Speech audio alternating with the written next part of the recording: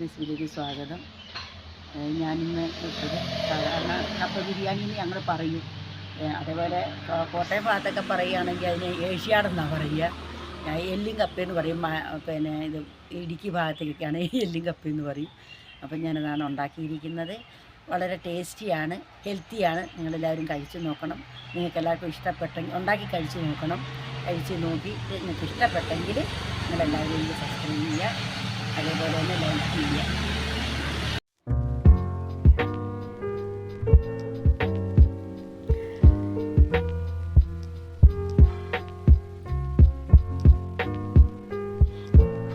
ഇത് എല്ലാണ്. ഇത് ഞാൻ കപ്പ ബിരിയാണി ഉണ്ടാക്കാൻ പോകുക. എല്ലാണിത്. പിന്നെ അതേപോലെ തന്നെ ഇത് കുക്കറിലേക്ക് വാരിയിടുകയാണ്.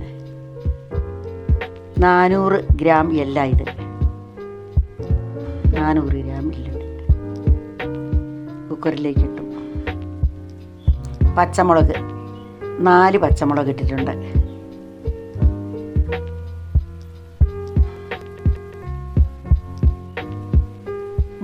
മൂന്ന് ടേബിൾ സ്പൂൺ ചെറിയുള്ളി അരിഞ്ഞത്,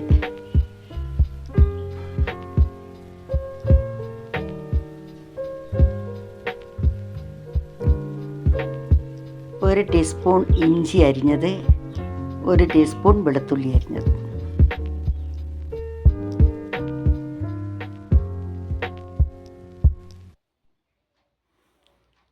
ഇതെല്ലാം കൂടി നമുക്കൊന്ന്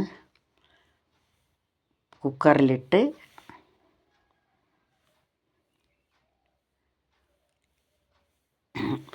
മഞ്ഞൾപ്പൊടി, മുളക് പൊടി, മല്ലിപ്പൊടി,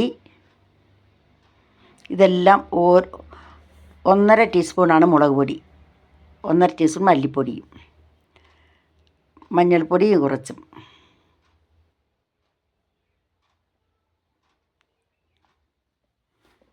ഉപ്പ് പാകത്തിന്, കുറച്ചുപ്പും കൂടെ. ഇതെല്ലാം കൂടെ ഇട്ട് കുക്കറിലിട്ട് ഞാൻ 5 വിസിലടിപ്പിച്ചു. 5ാമത്തെ വിസിലിന് ഞാൻ ഓഫാക്കി.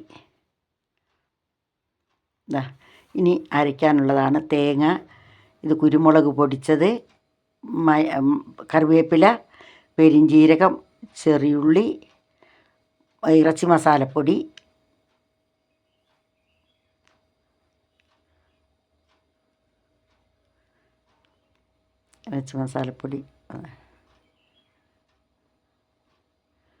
അതെല്ലാം കൂടെ മിക്സിയുടെ ജാറിലിട്ടൊന്ന് അരയ്ക്കുകയാണ്. പെരിഞ്ജീരകവും കൂടെ, പെരിഞ്ജീരകം, ചെറിയുള്ളി എല്ലാം കൂടി, ചെറിയുള്ളി, തേങ്ങ, ഇത്രയും സാധനം മിക്സിയുടെ ജാറിലിട്ടൊന്ന് കറക്കാൻ പോവുകയാണ്.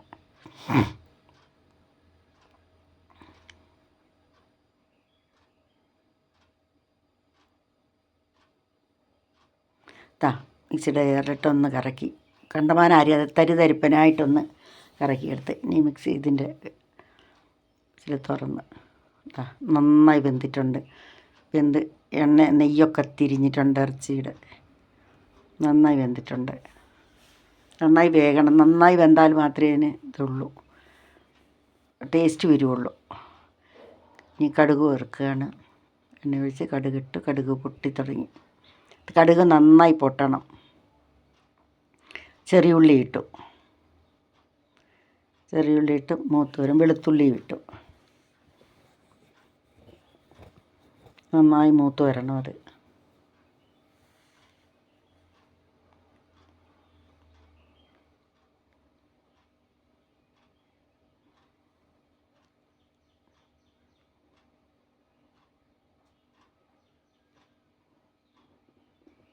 കപ്പ ബിരിയാണി ഭയങ്കര പ്രാധാന്യമുള്ള സാധനമാണ് ഇവിടങ്ങളിലൊക്കെ. ഭയങ്കര തണുപ്പുള്ള സ്ഥലമല്ലേ. അതിനകത്തേക്ക് കറിവേപ്പില ഇട്ടു. തേങ്ങ, അരച്ച് വെച്ച തേങ്ങ, അരച്ചതല്ല ചതച്ച തേങ്ങ, മിക്സിയിലിട്ട് ഒന്ന് കറക്കിയിട്ടേ ഉള്ളൂ. ചതച്ച തേങ്ങ നല്ലോണം വാഴണം. തേങ്ങ, ചെറിയുള്ളിയുടെ മണമൊക്കെ, പച്ചമണമൊക്കെ മാറണം. ചെറിയുള്ളിയുടെയും പെരിഞ്ജീരകത്തിൻ്റെയും അതിട്ടിട്ടാണ് അത് ചതച്ചിരിക്കുന്നത്. നല്ലോണം മണമൊക്കെ മാറി നല്ല മണം വരുന്നത്. മീറ്റ് മസാലപ്പൊടി ചേർക്കുകയാണ്. ഇനി ഞാൻ തന്നെ സ്വന്തമായിട്ട് ഉണ്ടാക്കിയ മീറ്റ് മസാലപ്പൊടിയാണ്. അതേപോലെ ഇതിനകത്ത് ചേർത്തിരിക്കുന്ന മുളകും ഞാൻ തന്നെത്താൻ വറുത്ത് പൊടിച്ചതാണ്. മിക്സിയുടെ ജാറിൽ പൊടിച്ചെടുത്ത മുളക് പൊടിയാണ്.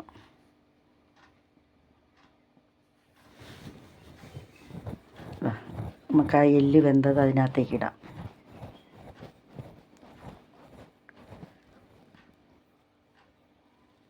നന്നായി വെന്തിട്ടുണ്ട്, നല്ല മണമൊക്കെ വരുന്നുണ്ട്. ഉപ്പ് പാകത്തിന് ചേർത്തതാണ്. കപ്പ ഞാൻ മഞ്ഞൾപ്പൊടി ഉപ്പും ഇട്ട് വേവിച്ച് മാറ്റി വെച്ചിരുന്ന കപ്പയാണിത്. നല്ലോണം വെന്തിരിക്കുന്ന കപ്പയാണ്. ആ കപ്പ അതിനകത്തേക്ക് ഇടുക.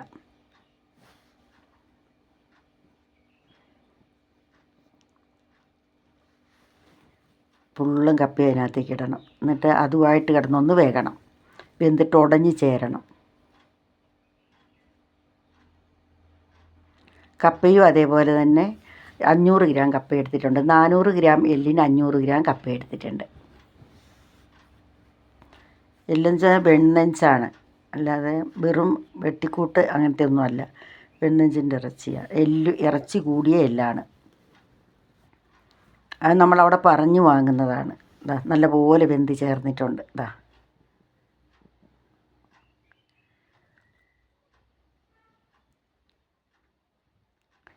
നല്ല ടേസ്റ്റ് ചെയ്ത് കഴിക്കാൻ നല്ല സുഖമാണ്.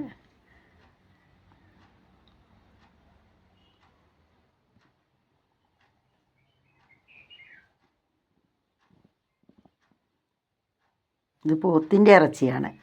മുരിയിറച്ചി അങ്ങനെ കാളയിറച്ചി അങ്ങനെയൊന്നുമല്ല. ഇവിടെയൊക്കെ ഞങ്ങളുടെ മലബാർ അത് മല്ലിയിലയും പുതിനയിലയും കൂടിയാണ് ഇടുന്നത്, ചേർക്കുന്നത്. ഞാനിപ്പോൾ ചേർത്തത് മല്ലിയിലയും പുതിനയിലയും കൂടിയാണ്. അത് ചേർത്തൊന്ന് ഇളക്കി നല്ലതുപോലെ.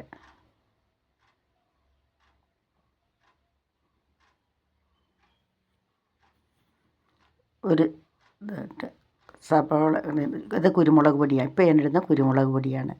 കുരുമുളക് പൊടി ഇട്ട് നല്ലോണം ഇളക്കി.